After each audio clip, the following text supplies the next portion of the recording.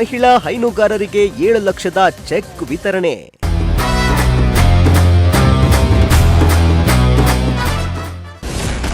ಹೈನುಗಾರರ ಅಭಿವೃದ್ಧಿಗೆ ತುಮುಲ್ ಹೊಸ ಹೆಜ್ಜೆ.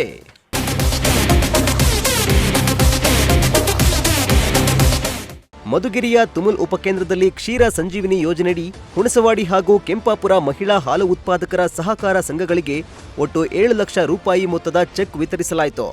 ಜೊತೆಗೆ ಕಾರ್ಯಕ್ರಮದಲ್ಲಿ ಮಹಿಳೆಯರಿಗೆ ಕಾನೂನು ಅರಿವು ಮೂಡಿಸುವ ಕುರಿತು ವಿಶೇಷ ಉಪನ್ಯಾಸ ನಡೆಸಲಾಯಿತು.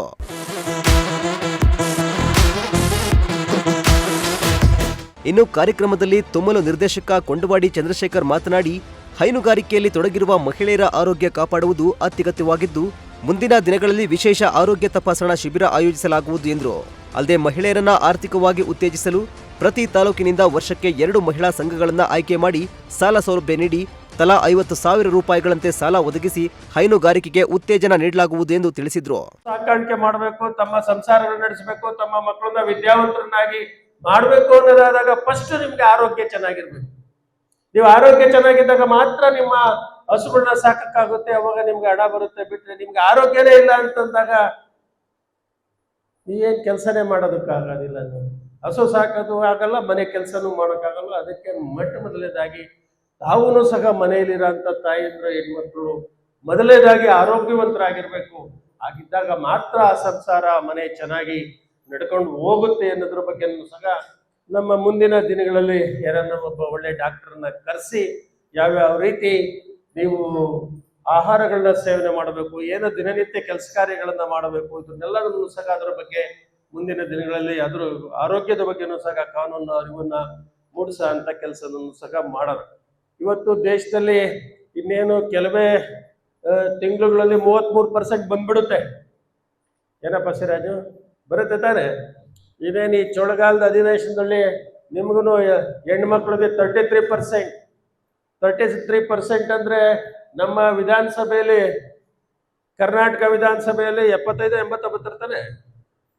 ಹತ್ತತ್ರ ಒಂದು ಕ್ಯಾಲ್ಕುಲೇಷನ್ ಆಮೇಲೆ ಲೆಕ್ಕ ಮಾಡ್ಕೊಳ್ಳೋ 75-80 ಜನ ಹೆಣ್ಮಕ್ಳು MLAಗಳಾಗಿ ಹೋಗ್ತಾರೆ ವಿಧಾನಸಭೆಗೆ.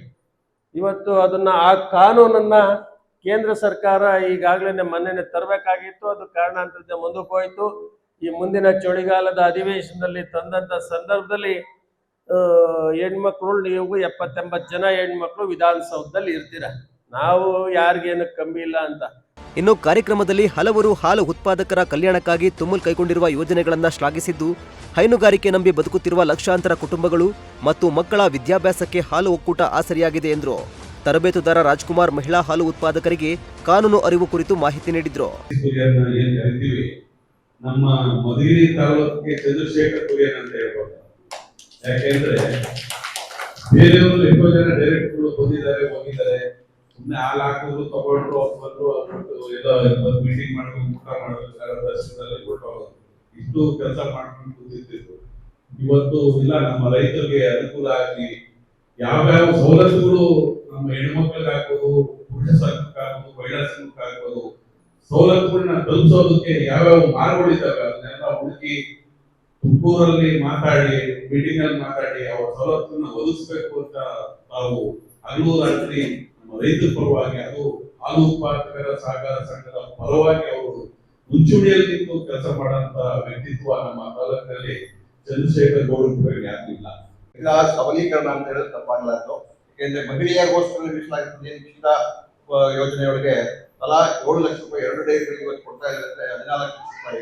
ಇದನ್ನ ಯಾವ ಉದ್ದೇಶ ಅಂತಂದ್ರೆ ನೀವು ಆರ್ಥಿಕವಾಗಿ ಸಬಲೀಕರಣ ಹೊಂದಿ ಆರ್ಥಿಕವಾಗಿ ಮುಂದಕ್ಕೆ ಬರಲಿ. ಹಾಗೆ ಯಾವತ್ತು ನೀವಾಗ ಗಂಡಸ್ರ ಹತ್ರ ಕೈ ಚಾಚಬಾರ್ದು. ನೀವೇ ಸ್ವಂತ ದುಡ್ಡಂತ ದುಡ್ಡನ್ನ ನಿಮ್ಮ ಮನೆಗಳು ನಿರ್ವಹಣೆ ಮಾಡಿ ಅದರಿಂದ ಕೊಡ್ತಕ್ಕಂಥ ಹಣ ಉಪಯೋಗಿಸಿಕೊಂಡು ನೀವು ವಸ್ತುಗಳು ಖರೀದಿ ಮಾಡಿ ಇನ್ನು ಆ ಹಣವನ್ನು ಮತ್ತೆ ವಾಪಸ್ ಕಟ್ಟಿದಾಗ ಬೇರೆಯವ್ರಿಗೂ ಇನ್ನೂ ಹೆಚ್ಚಿದಾಗಿ ಹಣಕಾಸು ಮಾಡ್ಲಿಕ್ಕೆ ಅನುಕೂಲ ಆಗ್ತದೆ ಅಂತ ಹೇಳ್ತಾರೆ. ಹಾಗೇನೆ ಇನ್ನು ಅನೇಕ ಕಾರ್ಯಕ್ರಮಗಳು ಡೈರಿಯಿಂದ ನಡೀತಾ ಇದ್ದು ಗೊತ್ತಿರೋದೇನೆ.